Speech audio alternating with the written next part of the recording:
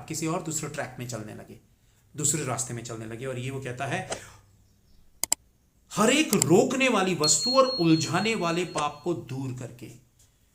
और मैं चाहता हूं कि जितनी भी रुकावटें हैं आपके मेरे बीच में, हम पूरी कोशिश करें कि उनको अलग करें, क्योंकि प्रभु से बड़ी कोई चीज नहीं है। जब आप और मैं जिंदा हैं, जिंदा रहेंगे, तभी आप और मैं उन तमाम चीजों के ऊपर जीत हासिल कर सकते हैं।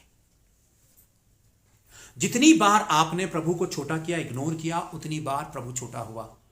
और ये चीज मैं आपसे कहना चाहता हूं कि उलझाने वाले पापों को दूर करके वह दौड़, उलझाने वाले पाप जो परमेश्वर की मौजूदगी या परमेश्वर की प्रेजेंस से आपको खींच लेते हैं, उलझाने वाले पाप। आप दिन रात एक बात में अटके हुए हैं कि मेरी नौकरी कैसे लगे, मेरी नौकरी कैसे लगे, और यही बात के लिए आप प्रेयर कर रहे हैं। यही उलझाने वाला पाप है, क्योंकि इस बात की प्रेयर की वजह से आपने प्रभु की सुनना बंद कर दिया, क्योंकि आप सुनना ही नहीं चाहते। एक ही बात चाहते हैं कि प्रभु आपके उस मोटिव को पूरा करें। और कई लोग तो ये सोचते हैं कि वो तो एक तरीके का एक ब्लैंक चेक है यीशु मसीह, हम जाएं और अपने मुरादों को पूरा करें। बिल्कुल भी नहीं है। ऐसी मसीहत धोखे की है जो पाप की है, उलझाने वाले पाप। वो यही बात कह रहा है कि उलझाने वाले पाप यही हैं जो आपको प्रभु की अनदेखी करवा देते हैं। आप प्रभु की अनदेखी कर रहे हैं, आप बहुत सारी चीजों पे लगे हुए हैं। आपका मेरा भरोसा परमेश्वर पर कम हो गया, कमजोर हो गया। कई लोगों ने हमसे कहा कि देखो, तुम हस्बैंड वाइफ में से किसी एक को काम करना पड़ेगा, वरना घर कैसे चलेगा। बड़े बड़े पास्टरों ने ये बात बोली थी, बहुत सारे लोगों ने ये बात बोली थी। तुम्हारी गृहस्थी कैसे चलेगी, तुम्हारा परिवार कैसे चलेगा, तुम में से एक को जॉब करना पड़ेगा।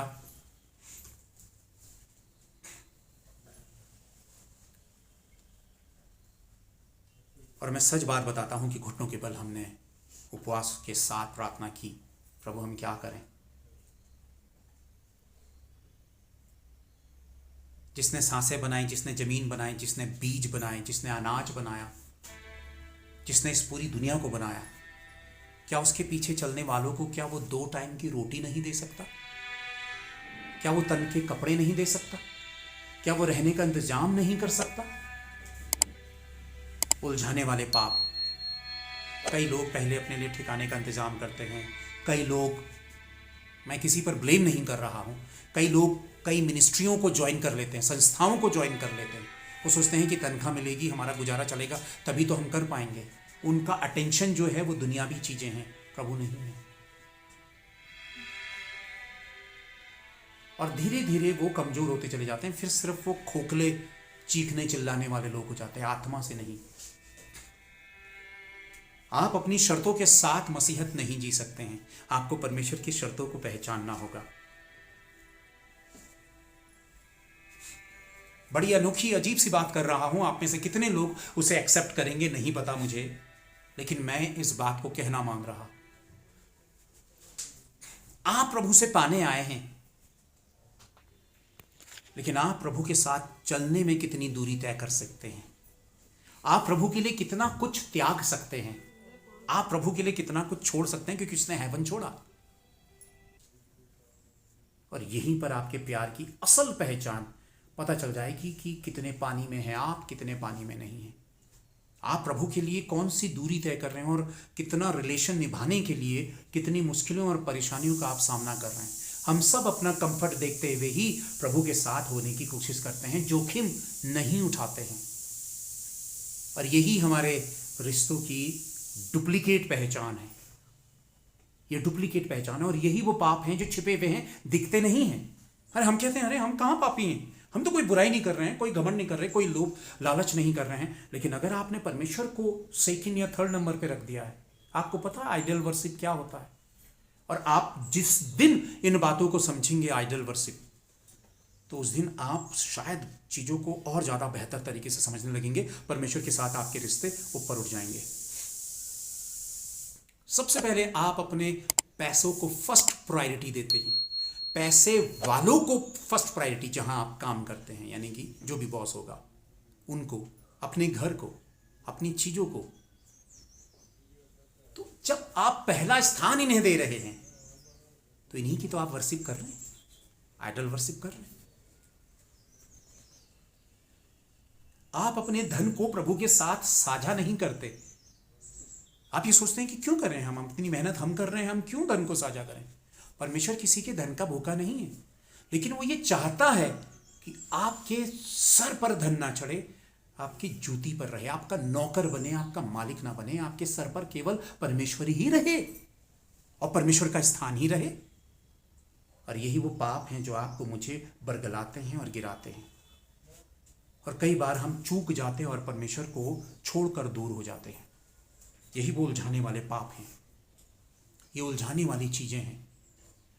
मैंने खुद को जांचना है कि क्या मैं उस रिश्ते में हूं, क्या मैं उस रिश्ते में हूं या मैं उस रिश्ते में हूं ही नहीं।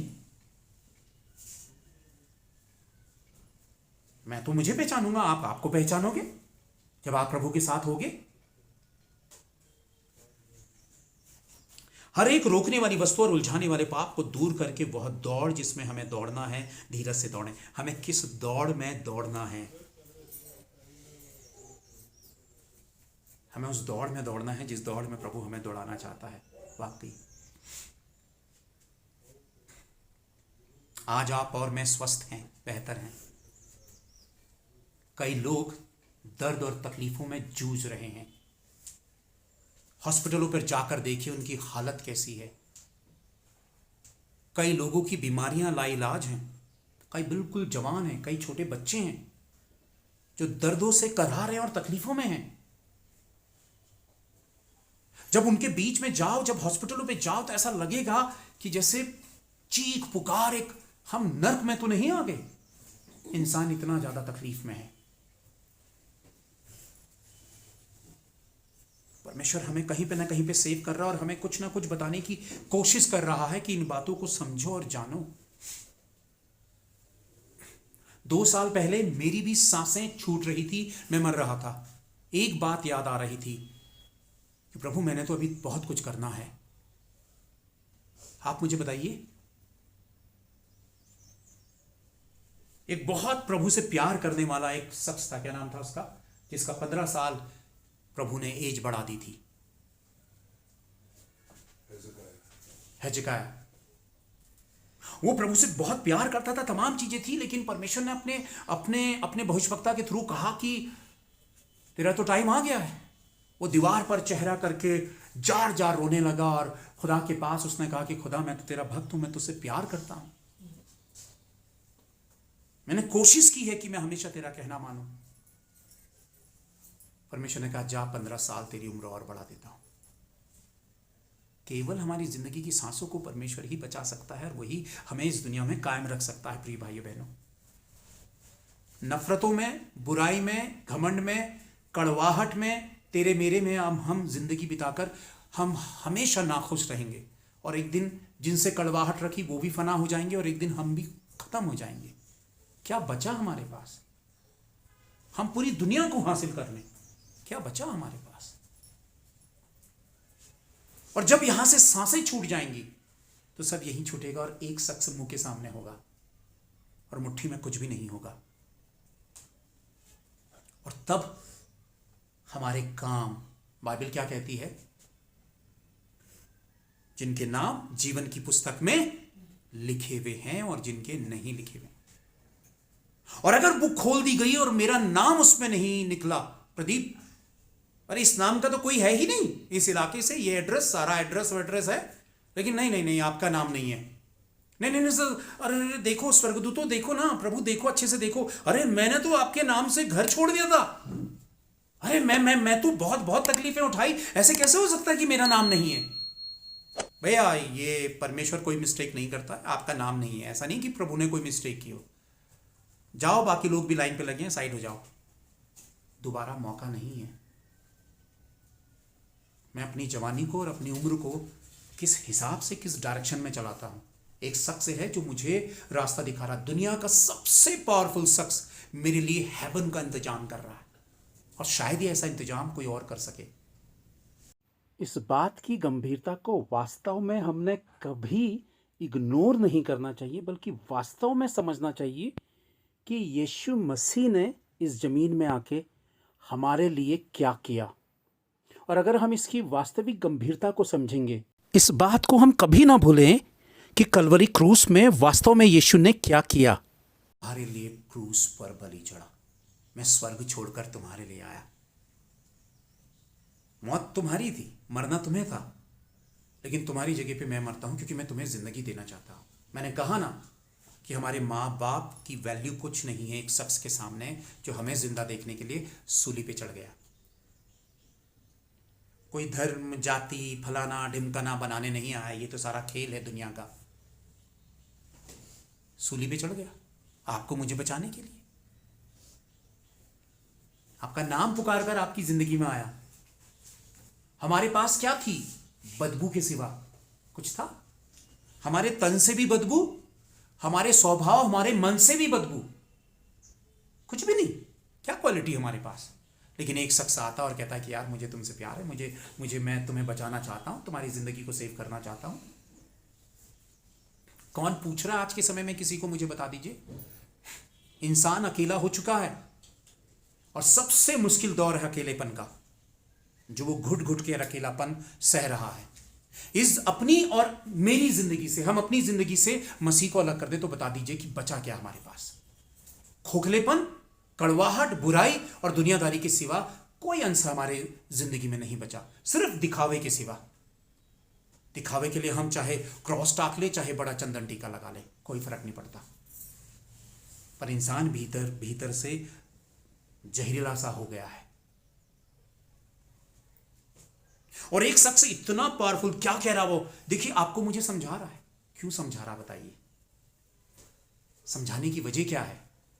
क्योंकि वो आपको मिटते हुए नहीं देखना चाहता। अगर आप नहीं समझे तो उसने आगे, इससे पहले मैंने पढ़ा चेतावनी, क्या तुम, उन्होंने नहीं सुना, एग्जाम्पल दे रहा, देखो उन्होंने नहीं सुनी, वो मिट गए।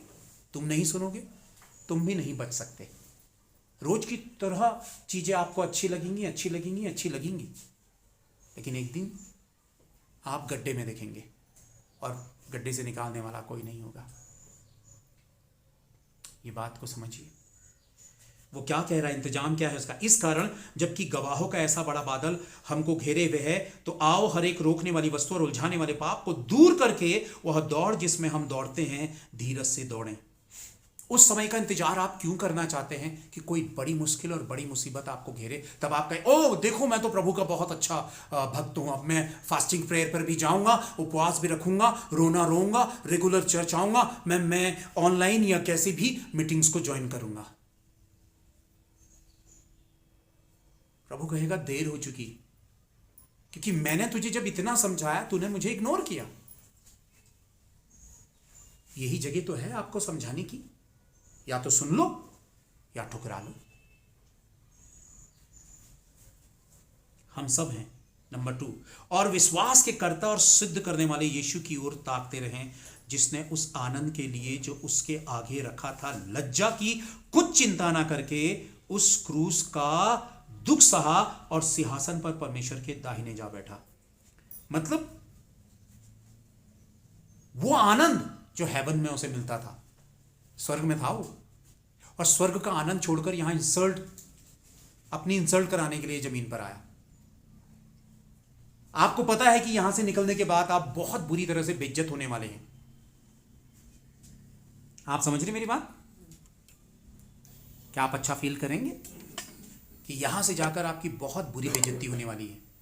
यीशु मसीह को पता था, जब वो हेवन से नीचे आया तो उसे पता था कि मैं इस दुनिया पर अब बेइज्जती पाने जा रहा हूं, वचन कह रहा है।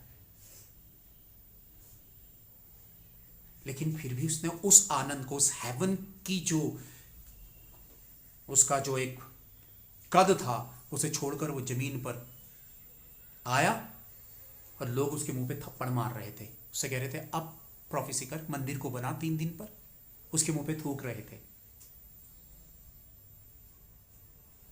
मेरे मुंह पे कोई थूक दे और मेरे मुंह पे कोई थप्पड़ मारे 4 लोगों के बीच में, मैं कितने गहरे डिप्रेशन पे चला जाऊंगा, कितने दिन तक घर से बाहर नहीं निकल पाऊंगा।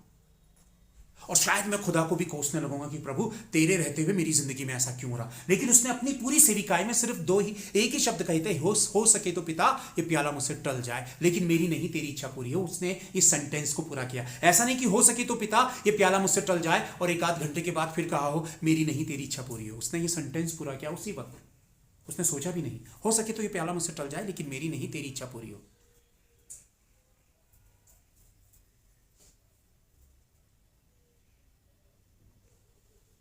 मैंने कहा ना, हम आते हैं, हम चर्च में कुर्सियाँ लगाते हैं, टेबल लगाते हैं, गिटार पकड़ के हम पर्दे लगाते हैं, हम सॉन्ग्स गा रहे हैं, तमाम चीज़ें कर रहे हैं। इससे प्यार जाहिर नहीं होता है। ये मत समझिए आप आज्ञाकारी हो रहे हैं, लेकिन फिजिकल तौर पर आज्ञाकारी हो रहे हैं। असली आज्ञाकारी जब तक आप प्रभु की नहीं मानेंगे तब तक आप प्रभु के हो ही नहीं सकते।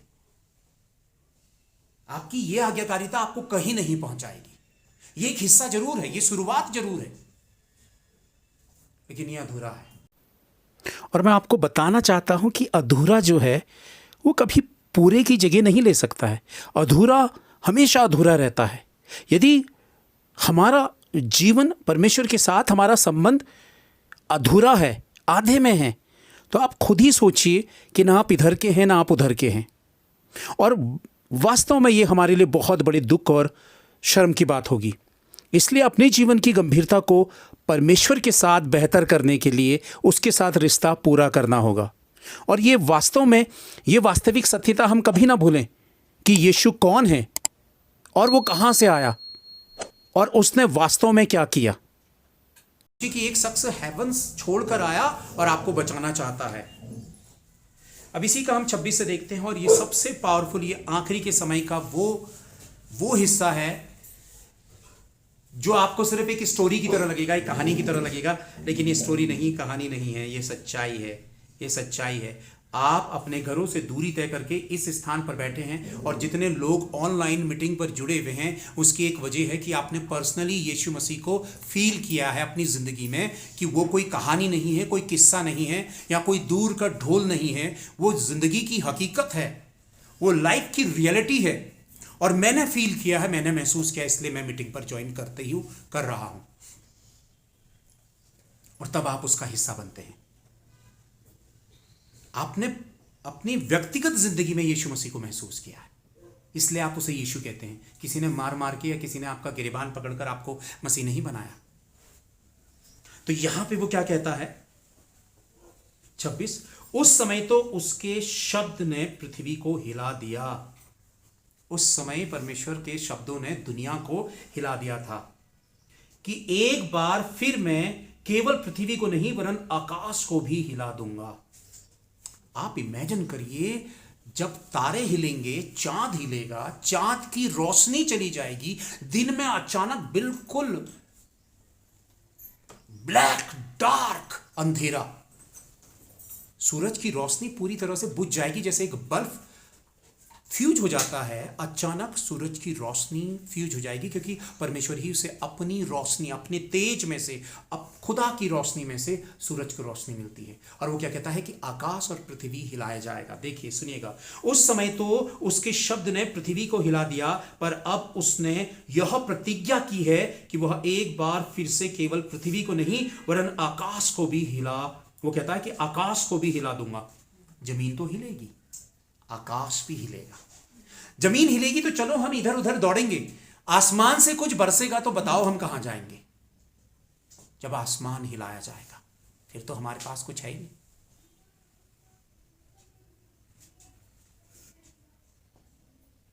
आप क्या होना चाहते हैं प्रभु के साथ? एक बार फिर मैं केवल पृथ्वी को नहीं वरन आकाश को भी हिला दूंगा। और यह वाक्य एक बार फिर इस बात को प्रकट करता है कि जो वस्तुएं हिलाई जाती हैं वे सृजी हुई वस्तुएं होने के कारण टल जाएंगी।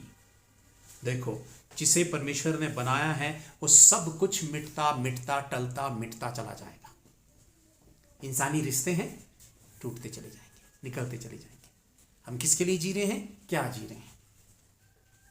अगर हम प्रभु के लिए नहीं हैं तो हम खोखले चीजों के लिए, रिश्तों के लिए जी रहे हैं, क्योंकि कुछ भी बेहतर नहीं हो पाएगा अगर आप प्रभु को पीछे छोड़कर ये तमाम चीजें करते हैं।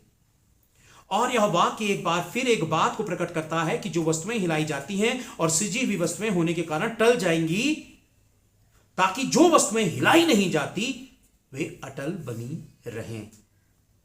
नेक्स्ट बहुत कीमती है 28, सुनिएगा अपनी बाइबल में देखिए।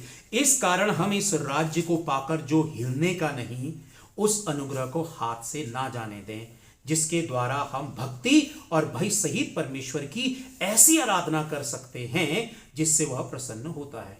इस कारण हम इस राज्य को पाकर जो हिलने का नहीं। उसने कहा मैं आकाश भी हिला दूंगा और जमीन भी हिला दूंगा। फिर वो कहता है कि मैंने तुम्हें एक राज्य दिया है जो हिलने का नहीं। क्या मेरी बात आप समझ रहे हैं? देखिए, मैंने कहा ना कि माँ बाप हमारे लिए क्या इंतजाम करेंगे, जो खुदा ने इतना पावरफुल इंतजामात हमारे लिए करके रखे हैं। यानी कि जब आकाश हिलेगा और जमीन हिलेगी तब तक हम सेफ हो चुके होंगे। हालेलुया। क्या आप मेरी बात समझ रहे?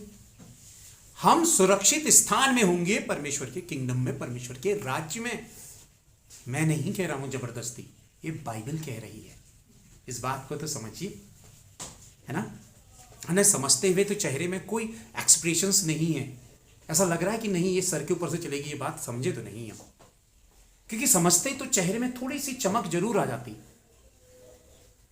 लेकिन हम ये सोचते हैं अरे यार आसमान से जो गिरेगा एक बार उसे भी मैं सहना चाहता हूं, देखना चाहता हूं।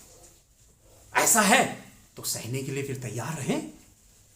लेकिन दोनों चीजें नहीं हो सकती। जो आसमान से गिरेगा अगर उसको सहने के लिए इस जमीन पे छूट गई तो समझ लीजिए कि आपका उठाया जाना नहीं हुआ।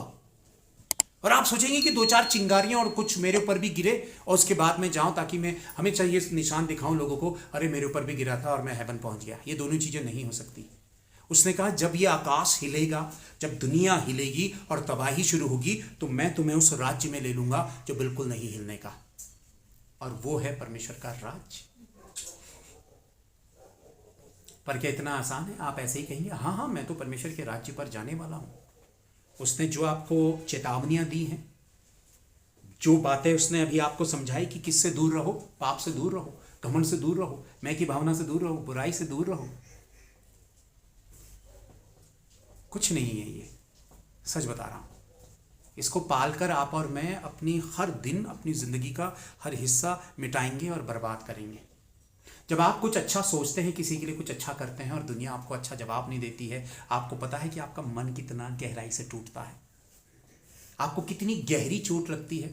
आप सबने फील किया होगा कि यार मैंने तो सच्चा सोचा, अच्छा सोचा, लेकिन सामने वाले ने मुझे रिप्लाई जो दिया वो बहुत ही कड़वा और बुरा और भद्दा था, और आपके लिए वो सहना बहुत मुश्किल होता है।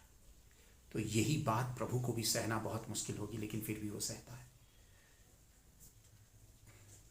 कुछ नहीं रखा है। मन जितना आप साफ करेंगे, दिल को जितना साफ करेंगे और दुनिया के लिए जितनी दुआएं करेंगे और जितना खुद बेहतर होंगे, आपके आसपास की दुनिया बेहतर होती चली जाएगी। वचन कहता है, फिर से 28 पढ़ता हूं, इस कारण हम इस राज्य को पाकर जो हिलने का नहीं, उस अनुग्रह को हाथ से जाने ना दें। किसको हाथ से जाने ना दें? किसको जाने ना दें? बताइए, सुनने वाले बताइए। अनुग्रह को बोलिए, किसको जाने ना दे? और अनुग्रह क्या है? अनुग्रह क्या है? कोई बताएगा मुझे? अनुग्रह क्या है? परमेश्वर की दया। अनुग्रह वो है, ग्रेस जिसे हम बोलेंगे। ग्रेस क्या है? आप काबिल नहीं थे, परमेश्वर ने अपनी काबिलियत आपको देकर काबिल बना दिया। तो अनुग्रह को किससे ना जाने दे? हाथ से ना जाने दे। इसका मतलब है कि वो हाथ से छूट सकता है। इसका मतलब है कि हम अनुग्रह खो सकते हैं, हम गवा सकते हैं। बाइबल में पता है कि कौन था ऐसा जिसने अनुग्रह को गवा दिया था? यहूदा। प्रभु के बिल्कुल आसपास था, लेकिन 30 चांदी के सिक्कों में बिक गया, अनुग्रह गवा दिया। आपका ईमान प्रभु का अनुग्रह आपके साथ बना के रखेगा।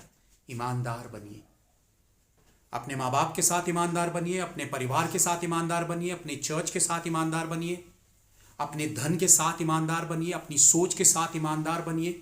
आपको बनना पड़ेगा, मुझे बनना पड़ेगा। वो कहता है कि ये अगर नहीं बनोगे तो ये उलझाने वाले पाप तुम्हें तबाह कर देंगे, बर्बाद कर देंगे, और जो आकाश और जमीन जो हिलेगी उसमें आप रह जाओगे उसको सहने के लिए। और ये जो ग्रेस आपको मिला है, ग्रेस क्या कर रहा है? ग्रेस ने क्या किया है बताइए? ये फैसिलिटीज आपको मुझे दी है। ऑनलाइन जुड़ रहे हैं, ये हॉल जहां पर हम और आप मिल रहे हैं, अनुग्रह ने ये इंतजाम हमारे लिए कर दिया। क्या वाकई, क्या आप में मुझ में कोई काबिलियत थी ऐसी कि हमारे लिए इंतजाम होता? बताइए। लेकिन देखिए, एक फैमिली है जिसने डोर्स ओपन किए और वो चेयर हैं, वो कुर्सियां, और वेलकम करते हुए कह दिया कि आओ। ये अनुग्रह है। अनुग्रह, सारी इंतजाम उनके दिल को परमेश्वर ने तैयार किया और हमारे लिए एक जगह परमेश्वर ने मुहैया करवा ली। रीजन क्या है इसके पीछे? अरे इस जगह में आएंगे, दीवारों को छुएंगे, चेयरों में बैठेंगे, देखेंगे कि कितनी पावर मजबूत है, क्या है, अच्छा टाइम बिताएंगे, चारों ओर देखेंगे, फिर चले जाएंगे। इतनी सारी फैसिलिटीज जो हैं वो अनुग्रह हमें इसलिए दे रहा है ताकि असल बात हम ग्रहण कर लें। हम एक असल बात के लिए आए। सुविधा आपको बेहतर बनाने के लिए है, सुविधा आपके मेरे आराम के लिए नहीं है, टाइम पास करने के लिए नहीं। और अगर इस जगह पे हम टाइम पास करेंगे, फिर तो हमने क्या कर दिया बताइए? अनुग्रह को खो दिया। आप अपने घर से जुड़े हुए हैं, कंफर्टेबली बैठे हुए हैं, फोन हाथ में लिया है, मुझे नहीं पता वीडियोस ऑफ हैं आप लोगों के, कोई लेटा है, कोई बैठा है, कोई टॉयलेट में गया है, कोई किचन में जा रहा, इग्नोर कर रहा है। आप अनुग्रह खो रहे हैं। ग्रेस, ग्रेस का एक बैग है मान लीजिए, बड़ा बड़ा डिब्बा है मान लीजिए, बहुत बड़ा ग्रेस का। जितनी बार आप लापरवाह होते जाएंगे, ग्रेस उसमें से कम होता चला जाएगा, कम होता चला जाएगा, कम होता चला जाएगा। आप जब आटा चावल भरते हैं ना अपने घरों पर, तो खाते जाते हैं, एक बार वो खत्म हो जाता है। ऐसे ही ग्रेस है, अगर आपने सही समय पर बातों को नहीं सुना, नहीं समझा, नहीं समझा, आप लापरवाह रहे।